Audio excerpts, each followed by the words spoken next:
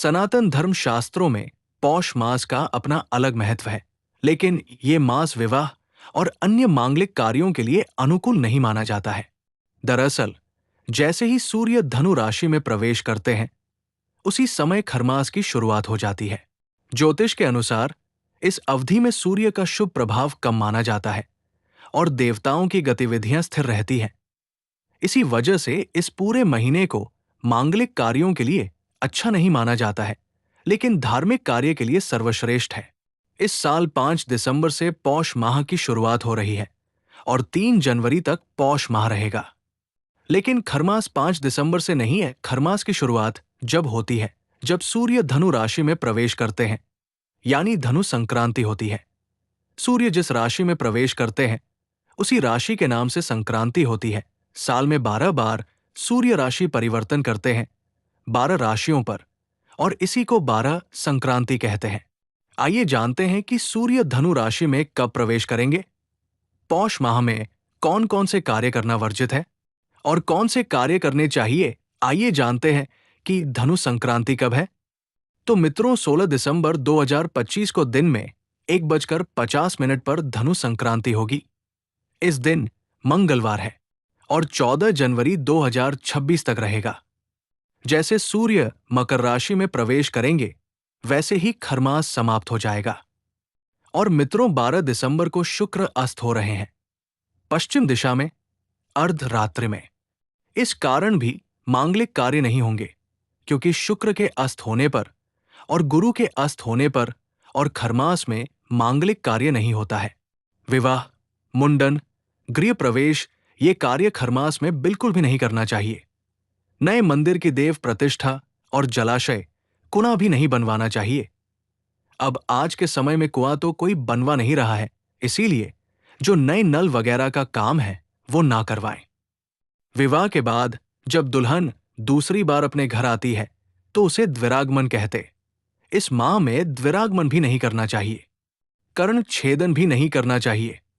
कर्ण छेदन यानी कि कान का छिदवाना कहते हैं। दीक्षा भी नहीं लेना चाहिए। कुछ जगह पर तो नए आभूषण भी नहीं बनाते हैं इस माह में। और चरपाई से संबंधित भी कोई कार्य नहीं करना चाहिए।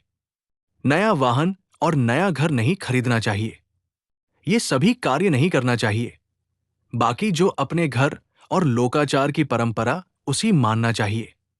आइए अब जानते हैं कि क्या ऐसा कार्य है जो इस माह में सर्वश्रेष्ठ है। तो सूर्य उपासना करना और बल देना इस माह में सर्वश्रेष्ठ है। किसी को रक्त जनित विकार हो या चर्म रोग हो, आंखों से संबंधित समस्या हो या हड्डियों से संबंधित समस्या हो या सरकारी नौकरी चाहिए, हर समस्या एक समाधान है। सूर्य की उपासना मित्रों, सूर्य जगत की आत्मा है। हमारी पंच देवों में एक सूर्य भी है। सूर्य हमारे प्रत्यक्ष देवता है। प्रत्येक माह में एक ही सूर्य अलग अलग रूपों को धारण करके अलग अलग तपते हैं। जैसे मार्गशीर्ष में मित्र नाम से और पौष मास में विष्णु नाम से। इस माह रविवार को सप्तमी तिथि हो या संक्रांति तो इस पर की गई पूजा अक्षय फल देती है। किसी भी प्रकार का रोग हो, इस माह के संक्रांति हो या सप्तमी तिथि हो, तो वाराणसी लोलार कुंड में स्नान करने से समस्त रोग दोष से मुक्ति मिल जाती है। भगवान सूर्य को तांबे के लोटे में गंगाजल और जल, रोली अक्षत, लाल फूल मिलाकर अर्घ्य दें। जो सुहागन महिला है वो पीतल के लोटे में अर्घ्य दे। सुबह कुछ झुककर अर्घ्य देना चाहिए और दोपहर को खड़े होकर और शाम को बैठकर अर्घ्य देना चाहिए। तत्पश्चात जप करें और मुद्रा करनी चाहिए और नमस्कार करें। सूर्य के 12 नामों के साथ 12 नमस्कार करें। सूर्य के 12 नाम इस प्रकार है: ओम मित्राय नमः, ओम रवये नमः, ओम सूर्याय नमः, ओम भान्वे नमः, ओम खगाय नमः, ओम पुष्णे नमः, ओम हिरण्यगर्भाय नमः, ओम मरीचाय नमः, ओम आदित्याय नमः, ओम सावित्रे नमः, ओम अर्काय नमः, ओम भास्कराय नमः। ये है सूर्य के 12 नाम। आदित्य हृदय स्तोत्र का पाठ करें और सूर्य स्तोत्र का पाठ करें तो असंभव कार्य भी संभव हो जाते हैं। सूर्याष्टकम का पाठ तो परम कल्याणकारी है।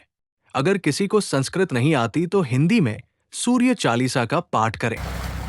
तिल और गुड़ का दान करें और जहां तक संभव हो संक्रांति पर गंगा स्नान अवश्य करें। गाय की सेवा करें, समय समय पर गुड़ और रोटी खिलाएं, गरीबों में कंबल बांटे, यथासंभव धार्मिक कार्य करते रहें। भगवान विष्णु के मंदिर में दर्शन करें, पूजन सामग्री के साथ तुलसी दल अर्पण करें। मित्रों, वीडियो को लाइक करें और चैनल को सब्सक्राइब करें। कमेंट जय सूर्यनारायण अवश्य लिखें। धन्यवाद।